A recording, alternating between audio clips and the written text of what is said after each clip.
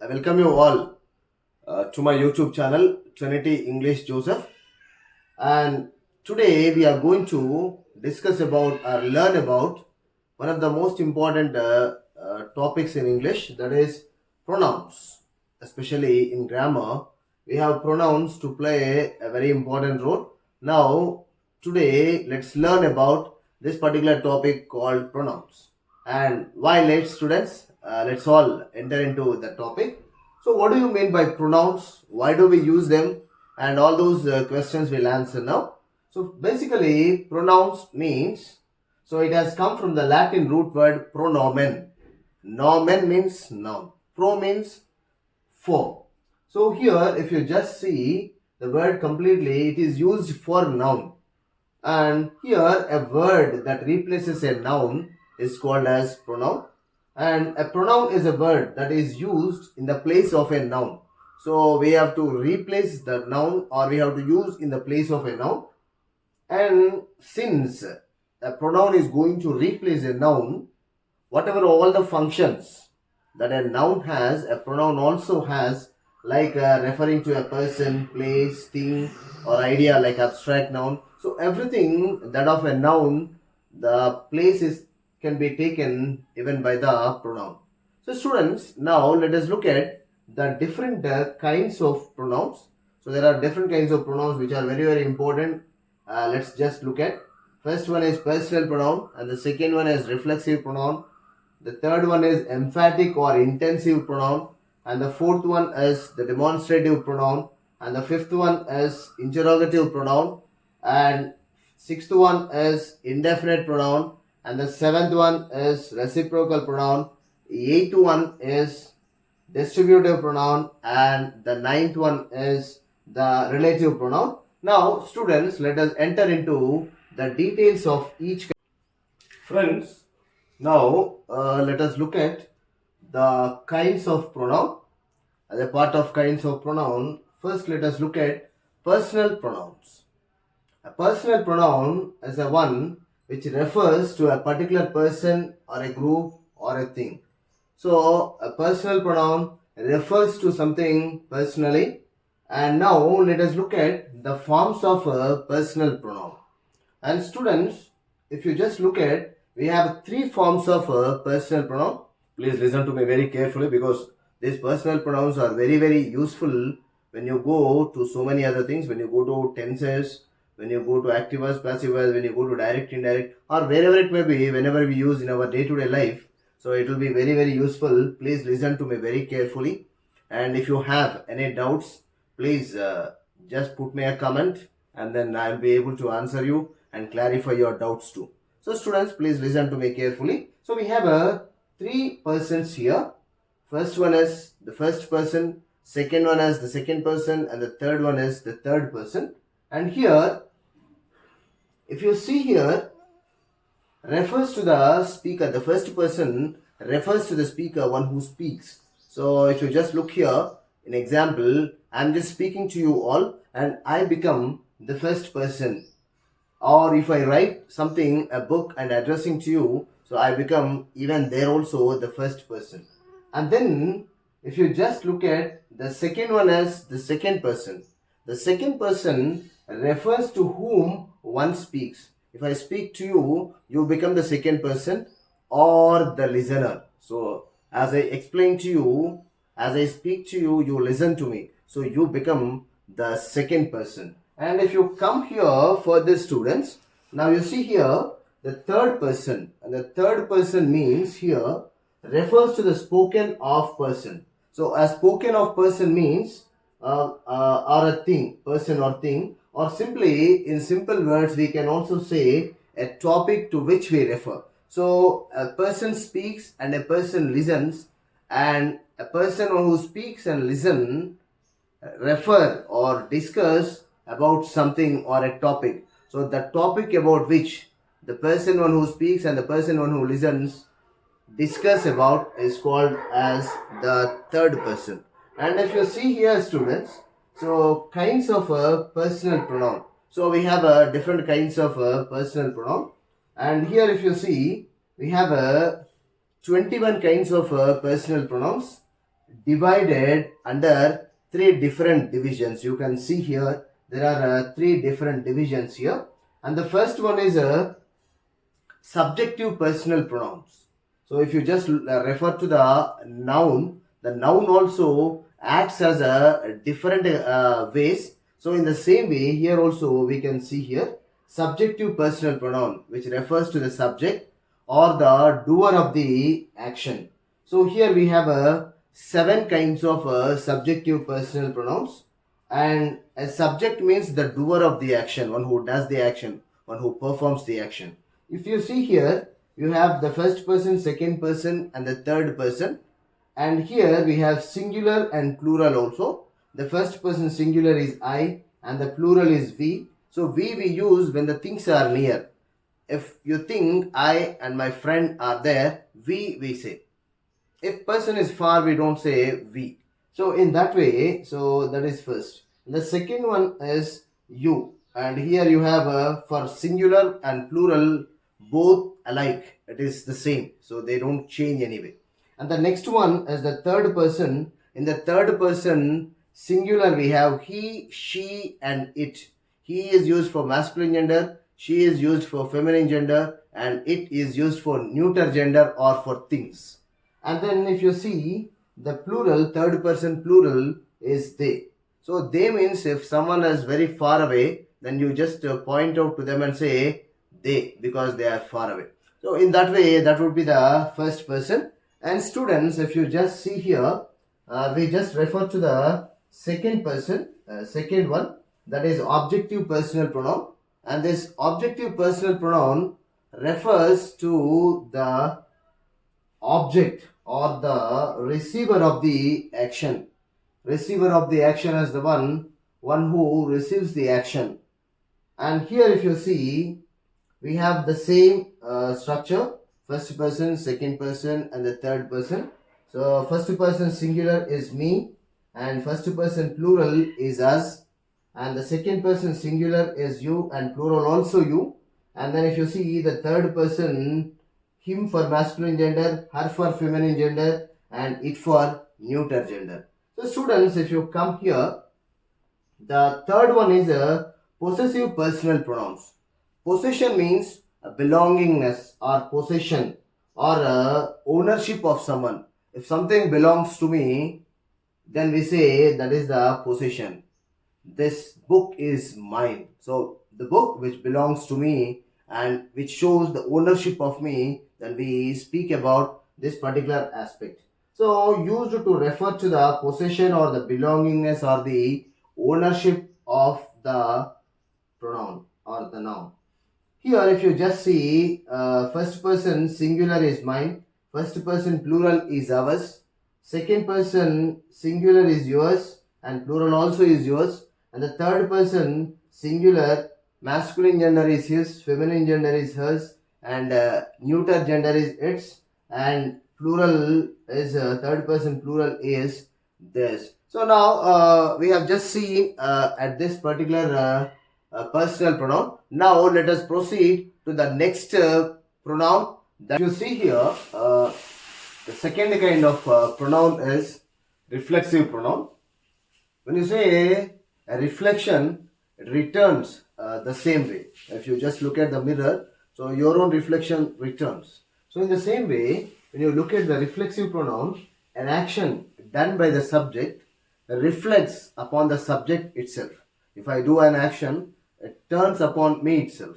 So if you just look at here in simple words, the subject and the object are the same person. So then when the subject and the object becomes the same person, then we call it as a reflexive pronoun. A pronoun is used as an object refers back to the subject itself. So here, as I already told you, the subject and the object both become the same person. So if you see here, the self and selves words are used here. So in singular we use myself, yourself, himself, herself, itself. And then here in the plural we see ourselves, yourselves, and themselves. And if you just go through here, if you see the examples, I saw myself in the mirror. I and myself. Ravi shot himself on the foot.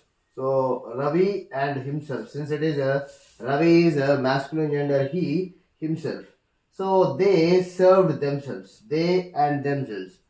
So this is the reflexive pronoun. And if you just go to the third pronoun, that is a emphatic or intensive pronoun. So it talks about the intention or intensivity of it, or emphasis on the action done by the subject. Here, used to add emphasis to the subject. If I do something, if I want to emphasize the action what I have done, so I use the emphatic or a intensive pronoun. Here also we use the same way self and self's words. So as we have here the singular and plural whatever are there, the same words also they are used here.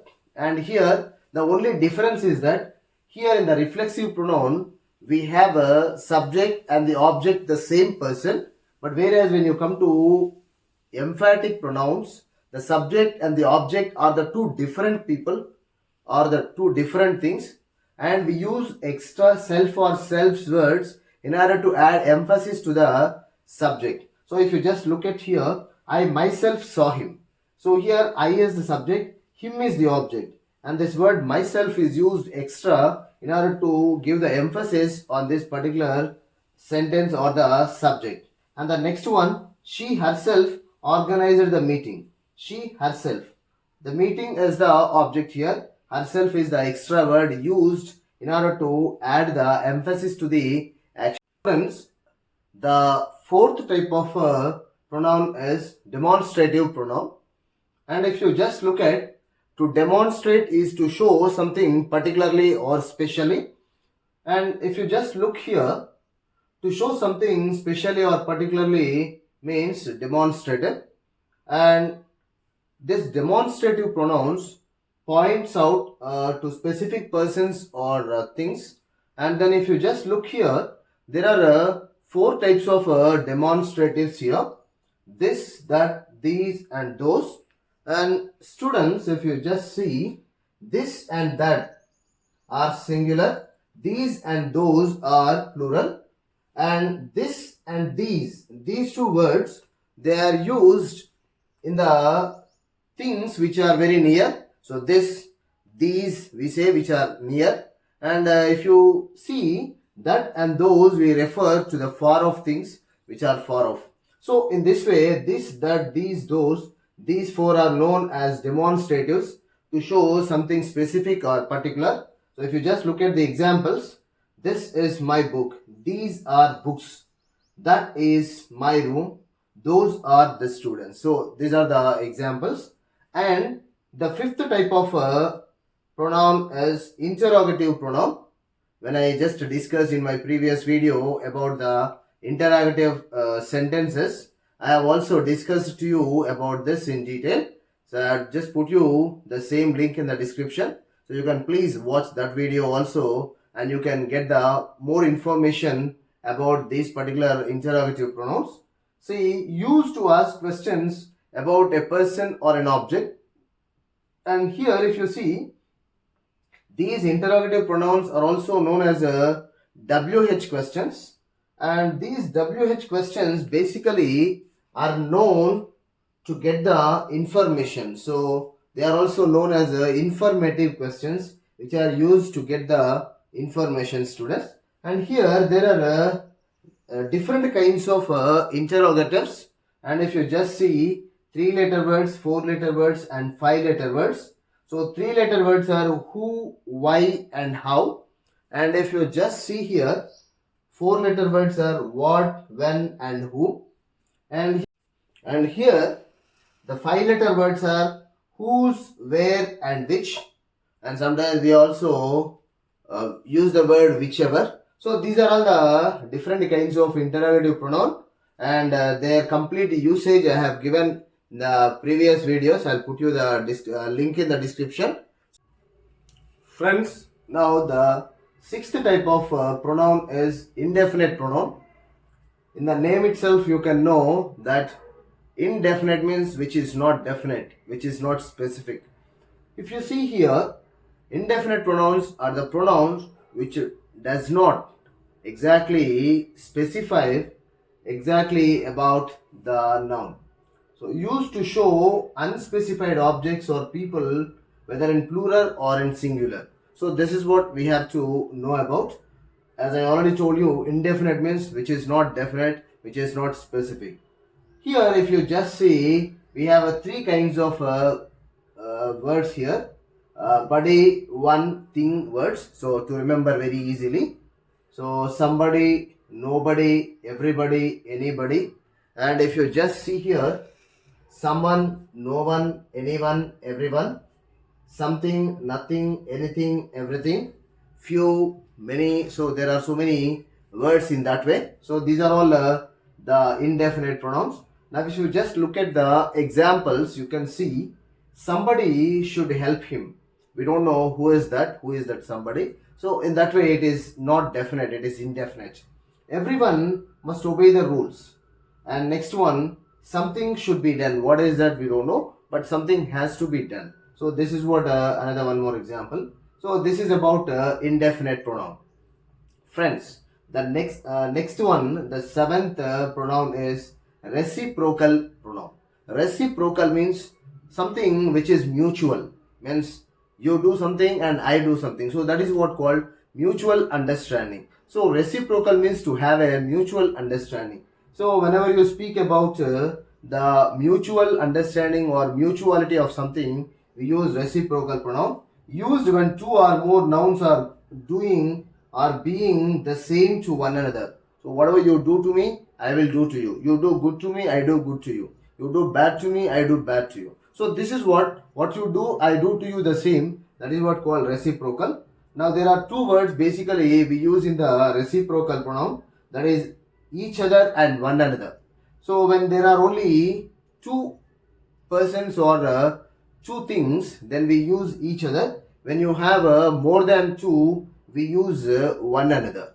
And if you just see here, you can see the examples, they helped each other. So there are only two people here, so they helped each other. And the next one is the team members helped one another. The team members are not less than two, there are more than two, so thus they helped one another. So this is about the friends. If you just look here, the eighth pronoun is distributive pronoun.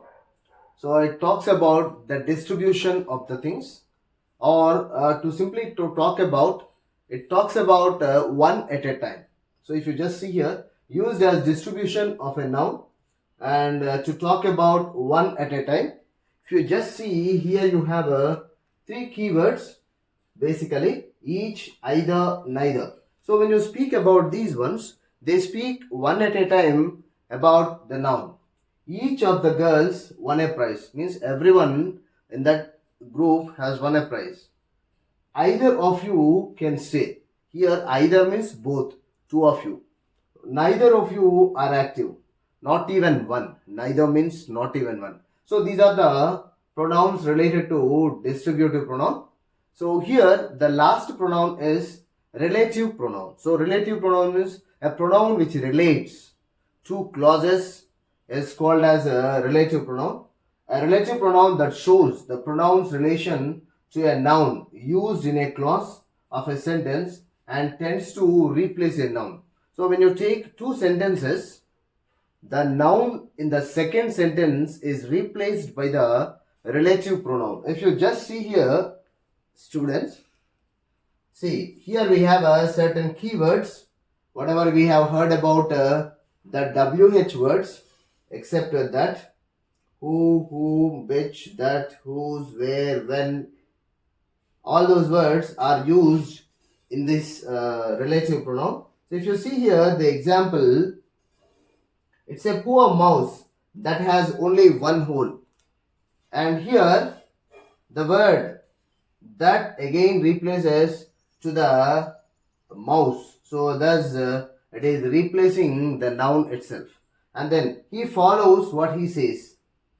And next, I know a place where we can hide. So I know a place. So where relates to the place. So here, so all these relative pronouns, they relate the clauses by replacing the noun in the second sentence, and they connect two sentences into one. So these are all the different kinds of pronouns that we had today. And students and even elders, those who watch my video, please subscribe to my channel, like, share and comment on my channel. And I request you all to pass this video to so many friends so that they also can watch and then benefit from it.